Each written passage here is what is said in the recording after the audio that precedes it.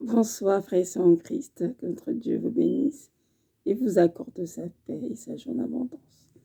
Oui, ils ont besoin de paix en ces temps de la fin, où il y a beaucoup qui souffrent, qui passent des moments très difficiles. Et c'est important que nous ayons la paix du Seigneur, que nous sachions qu'il est avec nous, qu'il nous soutient et que grande sera notre récompense dans les cieux. Aujourd'hui, nous sommes le 22 novembre 2021. Nous allons parler de quoi te glorifies-tu en tant qu'être humain, en tant qu'enfant de Dieu. Dans le monde dans lequel nous vivons, plusieurs personnes se glorifient de plusieurs choses. Il y en a qui se glorifient de leur race, il y en a qui se glorifient de leur richesse, de leur diplôme, il y en a qui se glorifient de leur beauté, de leur famille, de leurs enfants, bref.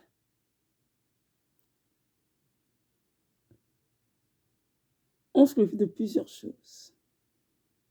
Mais la question est celle-ci. De quoi devons-nous nous glorifier en principe? Un enfant de Dieu, de quoi devrait-il se glorifier? Nous allons voir ensemble dans la parole. Dans Jérémie 9, versets 24 à 25. Ça dit ceci. Ainsi parle Yahweh, que le sage ne se glorifie pas de sa sagesse, que l'homme fort ne se glorifie pas de sa force, que le riche ne se glorifie pas de sa richesse, mais que celui qui se glorifie d'avoir de l'intelligence et de me connaître. Car je suis Yahweh qui exerce la miséricorde, le jugement et la justice sur la terre.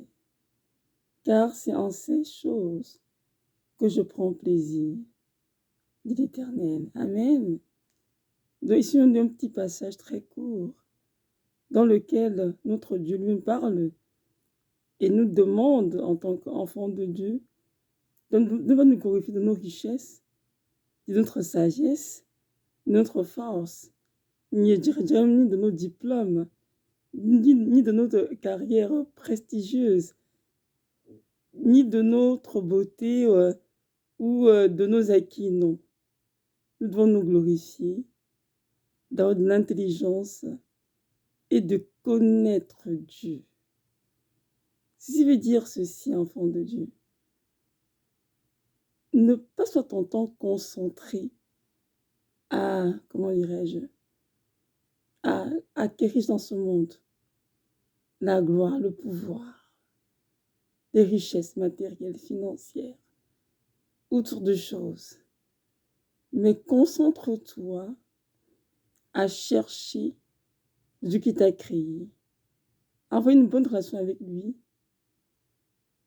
et à vivre la vie qu'il a pour toi. Car ta valeur n'est pas dans les choses après que tu cours. Non, ta valeur réside dans la connaissance que tu as de Dieu. Et moi qui vous parle, j'étais une jeune fille très très versée dans mes études, passé des nuits entières à éplucher mes livres de biochimie, de chimie, etc. Et un jour, Dieu m'a dit ceci. Evelyne, si tu passais plus de temps à lire ta Bible, tu grandiras un peu plus vite. Et tu passes des nuits entières à étudier. Tu venais juste un quart de ce temps pour me chercher. Tu me trouveras, Evelyne. Et effectivement, quand j'ai commencé à laisser un peu de côté mes bouquins et que j'ai commencé vraiment à chercher la voix du Seigneur, j'ai commencé à grandir en lui, à maturer en lui. Ici, Dieu ne veut pas dire que nous devons délaisser nos études, notre travail, pour ne chercher que lui, parce qu'il veut dire. Mais ce qu'il veut dire, c'est que nous devons lui accorder la priorité sur toute chose, c'est de le chercher. Lire sa parole, à méditer, mettre en pratique, avoir un temps de prière, bref, avoir une relation d'intimité avec le Seigneur. Car notre valeur réside en cela. Et on pourra donc se glorifier dans l'intelligence et de le connaître. C'est avec lance peut-être tout être humain. Et bien plus les enfants de Dieu, bien sûr, parce que si tu es enfant de Dieu et que tu ne connais pas qui est ton Créateur, c'est très dommage. Tu passes à côté de beaucoup de belles choses. Rappelons-nous qu'en lui réside la plénitude de la sagesse. Donc celui qui a Christ a tout. Celui qui n'a pas Christ n'a rien. Car les choses de ce monde que nous voyons avec nos yeux sont appelées à disparaître. Elles sont toutes des choses passagères. Mais ce qui va résister éternel, c'est notre relation avec le Seigneur.